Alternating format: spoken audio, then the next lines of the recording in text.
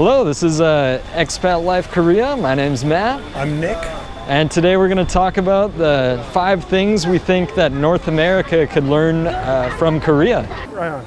We've switched sides. Continuity error number 1. Yeah, right now we're in an area called Bucheon. It's a city outside of Seoul. So this area here is near City Hall, the Bucheon City Hall. Yeah. Bucheon is a small city between Seoul and Incheon, the 2 big cities.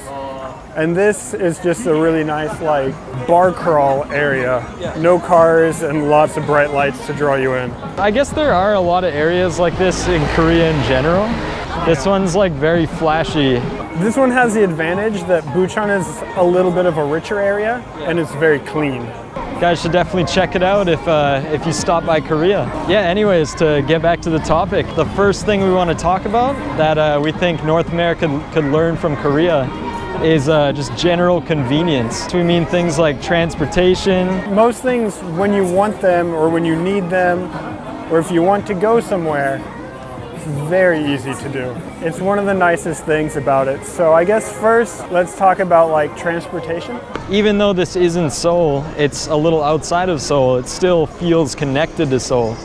And that's because the subway goes 2 hours in every direction, north, south, west, east. Even if you're in the suburb like this, in America you wouldn't really have access to a lot of subway in the suburb, I guess. But in Korea, you're always within, I'd say 5 to 10 minutes of a subway station. Oh yeah, you can always walk to the subway, and if not, there's always a bus that will take you right to it. Every street almost in Korea has its own bus stop that will take you. So there'll be a line of buses that go down the main street, and then some of them turn off just into your small podunk streets in the back, and all of those can take you to a subway. Buses run till midnight, so that's really nice. Actually, when Nick and I first moved to Korea, we lived both about an hour outside of Seoul. Right. And even in those areas, we still had the subway. I mean, my house was basically in the countryside. There was kind of farms growing kimchi and stuff like that. My house was right next to a farm. And you still had the subway access. It's just very easy to get around. I had a direct bus that went from my house to Hongdae or to Itaewon or to Gangnam, the places that you would want to hang out. Another thing, taxi cabs. That's a huge one, actually. I know North America, we have Uber now. To be fair, neither of us were in North America when Uber came about, so we can't compare it too much, but taxis here also have an Uber-style app where you just click, I want a taxi to take me home. So let's say you're in Seoul, you're staying on one end of Seoul, and it's really late at night, you want to take a taxi home. I'd say you could get there for about $10, $10 to $15. You don't have to tip the taxi driver. When you're here, you get a subway card. If you fill it up with enough cash, you can use that on this taxi too. So it's super convenient in general. Another one, I'm a big skier, so when you're living in Seoul, you're not really that close to the mountains. I was worried about that because I didn't know how I'd be able to commute to the mountain frequently. The mountain that I skied at actually had a shuttle bus where if you reserved, I think it was the day before, there was 4 different times you could choose, and it was just completely free for a season's pass holder. So you could ski as many times as you want for $300, I think the price of the pass was, and that included transportation. That is just unheard of in the West. And I want to point out that from when we've moved here, it never crossed my mind one time, oh, I would like to buy a car. I really need a car to get around. Yeah. It never crossed my mind. That's true, until actually. I got married, and I was talking to my wife about it. And I was like, do babies get bus passes? And that's when my wife was like, no, we're gonna have to buy a car when that comes around. You can take babies on the subway and buses, I've seen it. Yeah, they even have special seats for moms that are having they have small children with them, so it's quite convenient for even if you have a baby or little kid. The second thing that I think would be really good in North America, as an ex-nerd, in schools here, the smartest kids are the most popular. Literally, school is cool. You want to be the smart person in your class. Everyone envies him. that's not the case where we're from. Yeah, an example, like I'm from a small town in Canada, Nick's also from a small town in America. Like you're not necessarily automatically a loser if you're good at studying, but definitely the people that were like good at like sports or outdoor activities, I would say were more popular than the kids that like really focused on school. More popular than me. Yeah, me too, for sure.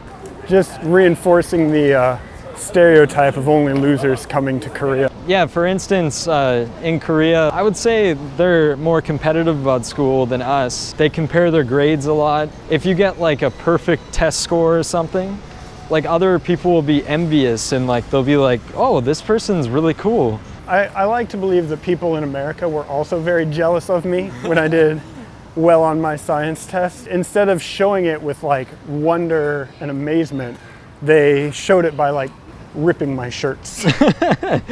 Now I'm magically on the other side of the screen. Another thing that I think North America could really learn from Korea is basically how like being an alpha male or like a super macho.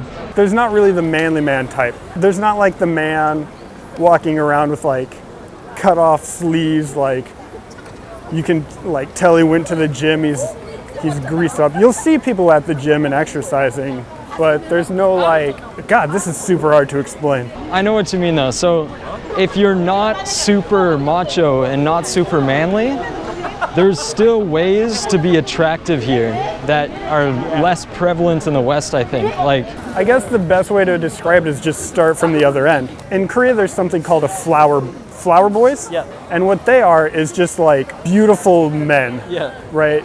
They're men, they don't try to look manly, they wear lipstick, they have $300 haircuts, they have the latest fashion, nicest bags and everything. If we did that in North America, you would be like ridiculed or mocked for it. I mean, this is kind of a sensitive topic for some people, but they would probably call you like a homosexual if you focus too much on your appearance as a man. Where I'm from in America, like if you spent like $50 on a haircut, it would be like, what are you, gay?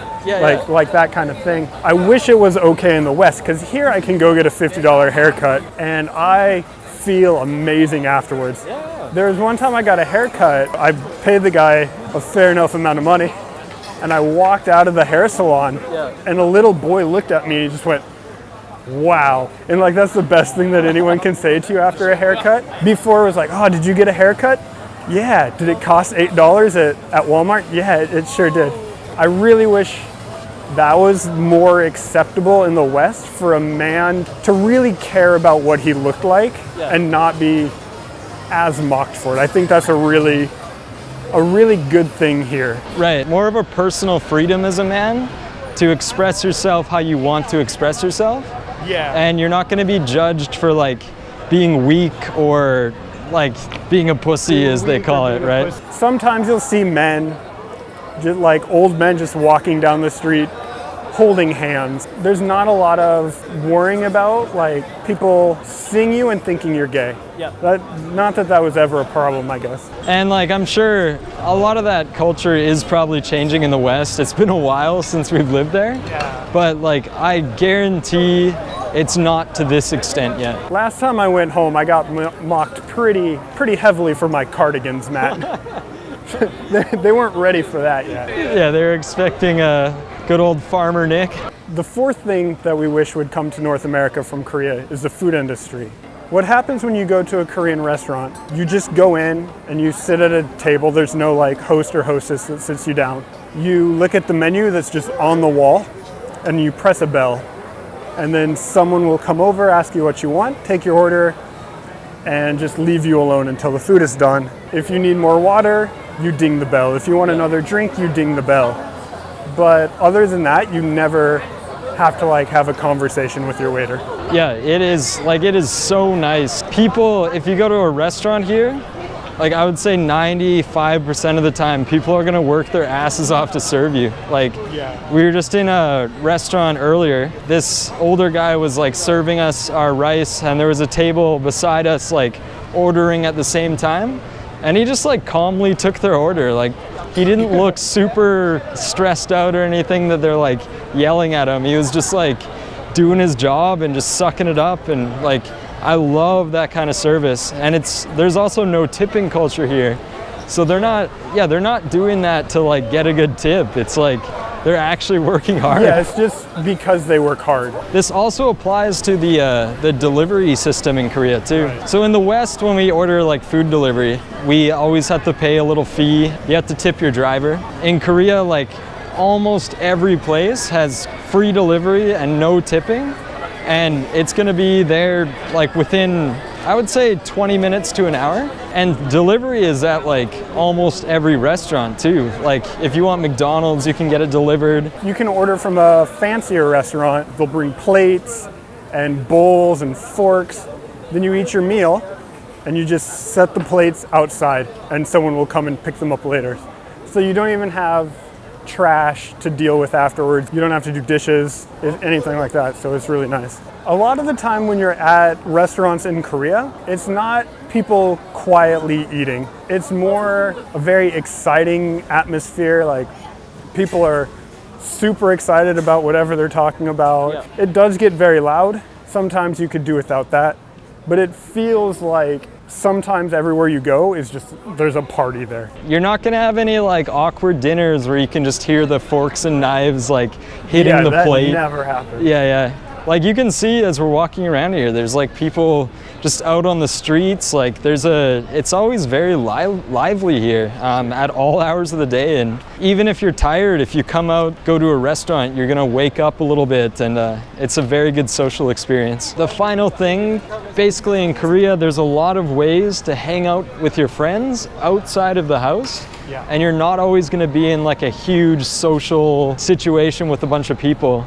There's a lot of places that you can go out where they'll just put you and your friends in your own room. There's like room hofs. You go, they sit you in just a room with one table, and you can order and drink with your friends. Instead of like when you go to the bar in North America, you go to the bar and there's people standing and crowded everywhere. It's really hard to just like sit down and talk and have a beer unless you just go to like a restaurant, but you don't always want to like be drinking a lot in an Applebee's. Right. Actually, a good part about the room house specifically is like sometimes you're just not having a good day and you just want to like sit down with a friend, have some beers together. Yeah. In a, like not just at your house too, like an actual bar, you want people to serve you food. Yeah. And Nick and I have had plenty of situations where we've just been able to like have some beers and just talk without having to worry about like other people interrupting our conversation, or something that they really need in the West for sure. They have something called a noraebang here, and it's a karaoke room. Again, you just go with your group of friends and they give you your own like private, nearly soundproof room. Yeah. You can hear other people singing and having fun. Before I came here, I didn't know that I loved karaoke because I was too shy to ever get up on stage, sing in front of people by myself. And I still couldn't do it in the West, I don't think. If you can read any Korean at all, we've walked past 100 of these karaoke rooms. Yeah, they're like everywhere. This episode. There's literally 2 right next to us there, and I can see 4 ahead of us. You go in, you sing a song. So you go in, you sing a song by yourself with your friends. It's super good. You can do this with board game cafes. You can do it at some PC bongs. You can just go out, but it's not like a bar in the West where there's a ton of noise. Also, one thing I want to mention too is like, even though you're getting a private room, you're not paying extra for this. Like, yeah, that's just what it is. Yeah, you're paying the exact same amount for all your food and your drinks. It's just like something that they have. It's just more convenient. It's an option that you can choose, so it's amazing. If you're in a relationship, they have just rooms you can go to if you want to be alone with that special friend and not be in the movie theater doing it. DVD bongs, that's what they're called. I've been to a DVD bong once, and that was with you. And that guy was not comfortable with it. We stayed out too late, and you can sleep in these private rooms. So Matt and I just tried to catch like a couple hours of sleep, and the guy was not having it. Definitely. He basically thought we were hooking up in there, and we were super oblivious at the time, so it was kind of funny. Yeah, so we just want to say thanks a lot for watching this video. We hope it was interesting, and we're going to be doing this every Sunday. If you have something that you wish would move to the West, make sure you tell us in the comments. If you liked the video, please hit like and subscribe. It'd really help us a lot. We're as a new channel. Yeah, thanks for watching. Take care, guys. Peace.